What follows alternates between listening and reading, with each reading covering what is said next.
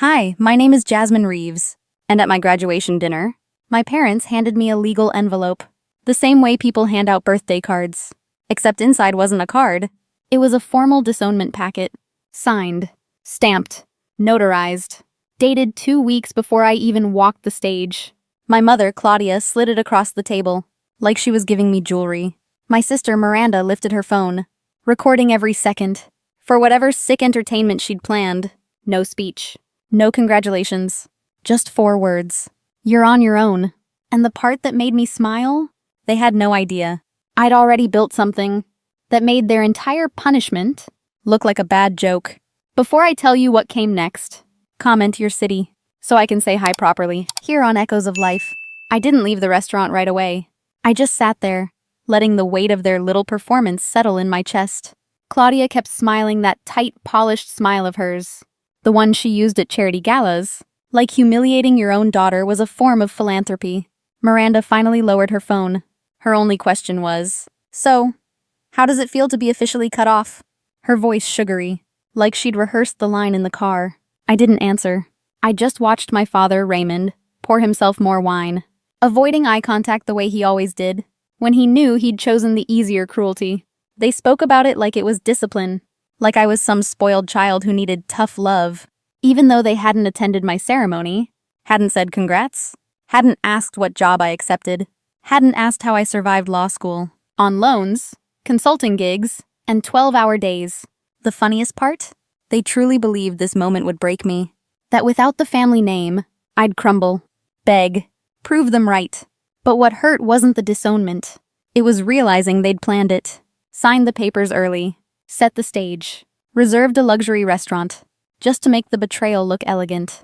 They hadn't come to celebrate me at all. They'd come to dispose of me. Politely, publicly, cleanly. The way you'd trim a branch you decided wasn't growing the way you wanted. And they still didn't know what I'd already built. The only thing they succeeded at that night was freeing me. I drove home from the restaurant without turning on the radio. Silence felt cleaner than anything they'd said. The envelope sat on the passenger seat. Soft, thin, almost weightless. Funny how something that small could hold decades of history. When I got to my apartment, I didn't cry. Not because it didn't hurt. It did in the dull, familiar way of an old bruise. But because I'd already mourned them years ago. Their performance at Romanos wasn't new. It was just official. A ceremony for a decision they'd made long before. The truth was, my family had been rehearsing this moment since I was a teenager. Every ignored milestone. Every time they introduced Miranda as the one we're proud of, and me as the academic one, still figuring herself out. Every holiday where I somehow became the planner, the driver, the afterthought, while they posed for photos without me. I'd learned early, if you weren't useful to them, you were invisible, unless they needed a favor. Then suddenly I was our brilliant Jasmine again. So while they were busy calling me boring, awkward, a lost cause, I spent 3 years studying more than case law. I studied them, their spending patterns, their business choices, their trust structures, the way Claudia used charity events to hide insecurity, the way Raymond kept chasing the next big deal to avoid looking at his old failures. And Miranda, always hungry for a spotlight. She didn't know how to earn. But I also studied wealth. Real wealth. Quiet wealth. Protected wealth. The kind that doesn't need a last name or a country club to prove it exists. I took internships they mocked, consulted for startups they dismissed, drafted contracts at 2 a.m, built networks they didn't understand. And somewhere between my 2nd and 3rd year, I stopped wanting their approval, stopped needing their last name, stopped believing that DNA equaled loyalty. By the time they slid that disownment letter across the table, they weren't cutting ties. They were confirming what I'd already accepted. That night, under my cheap apartment lamp, looking at their signatures at the bottom of the page, I whispered something I had never said out loud before. You didn't lose a daughter. You lost access. Because while they were busy taking me out of their will, I was building something they couldn't touch. Not with guilt. Not with lawyers. Not with their version of love. If they'd looked a little closer that night, they might have noticed the real shift wasn't the paperwork. It was me, finally done being theirs. 3 years before that dinner, something cracked quietly inside me. It didn't happen at graduation or in a courtroom. It happened over turkey and cheap wine at Thanksgiving. My older sister Miranda had just announced her engagement to a wealthy tech heir. My mother, Claudia, was glowing like she'd won a promotion. My father poured more wine and called it a powerful alliance. I went to the kitchen for water, just to breathe. On the way back, I passed my father's study and heard my name. Not with pride, not with affection, just flat measuring tone, my father said, almost bored. Jasmine adds nothing to this family. Uncle Preston gave a short laugh behind his glass. She's a losing investment, he answered. My mother didn't argue with them. She embarrassed us at the Johnsons' gala, she said softly. She spent the night discussing tax law with their accountant. She'll never marry well. She doesn't understand her role. Their laughter slid through the half-closed door. 3 adults reviewing my life like a quarterly report.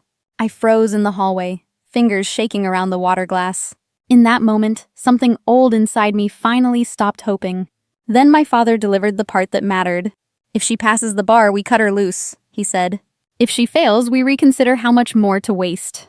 No point funding someone who gives no real return. They clinked glasses after that. Decision made. Case closed.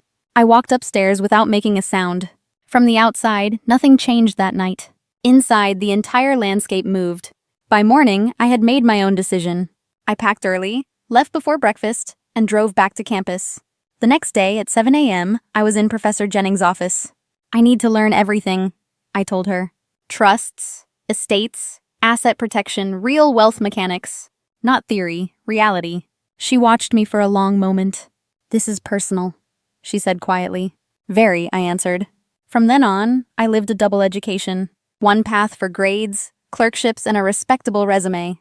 Another for survival, leverage, and complete independence.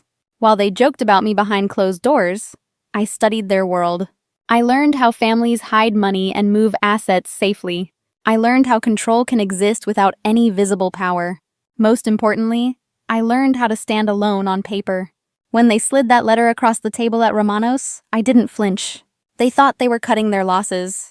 They thought they were finally pushing me out. The truth was simpler. I had already walked away years before they signed anything. Their letter wasn't punishment. It was documentation.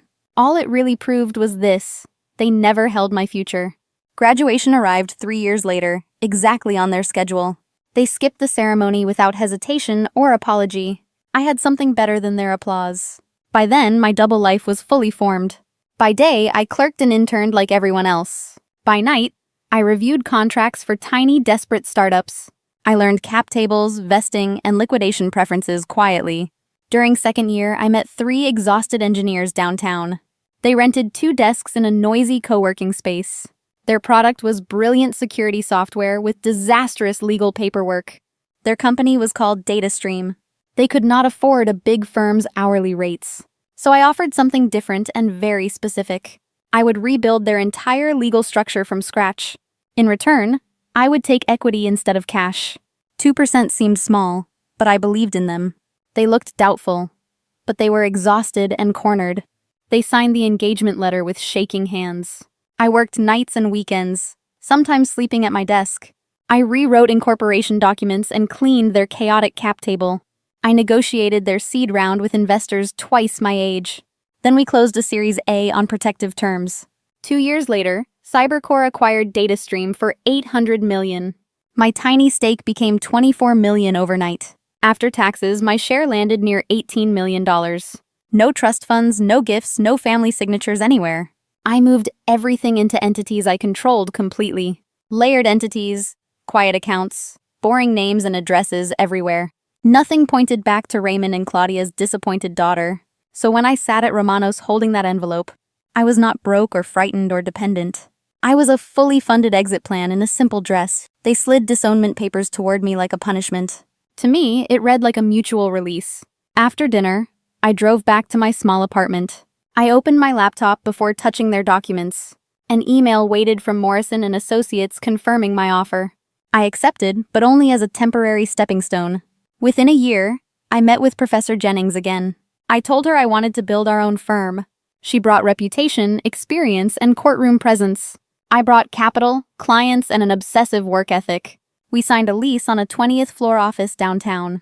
We ordered a glass door with both our names. While my parents bragged about teaching me independence, I engraved it instead. They believed cutting me off removed my safety net. Really, it removed their last illusion of control over me. By the time they came begging for help, I was nobody's dependent on paper or in practice. Their punishment was just paperwork. My response was an entire independent life. 3 years after that dinner at Romano's, their voices finally fell silent in my life. Not because things healed, because consequences finished what I never needed to start. Raymond lost the house he once bragged about. Claudia was quietly dropped from every charity board. Miranda's marriage dissolved faster than her excuses. The country club circle that once mocked me stopped taking their calls entirely. Meanwhile, my firm thrived. Clients waited weeks for an appointment. We hired 2 new associates before winter. Our Napa Vineyard deal closed without a single hiccup. My life expanded in ways they never imagined. One afternoon, I stood in my Pacific Heights penthouse. Sunlight spilled across floors I paid for. Peace filled corners they once filled with judgment. I poured myself tea, opened the window. Let the whole world feel quiet for the first time. That quiet was worth more than any inheritance. More than any apology they never gave. More than the approval I spent half my life chasing. I didn't need their name, or their trust, or their version of love with strings attached. I built something they could never take credit for. Something clean. Something entirely mine. And when the last legal notice was filed, the last blocked number silenced, the last family expectation removed, I finally saw the truth clearly. Sometimes the greatest inheritance is losing the people who never valued you. Sometimes the real freedom isn't revenge.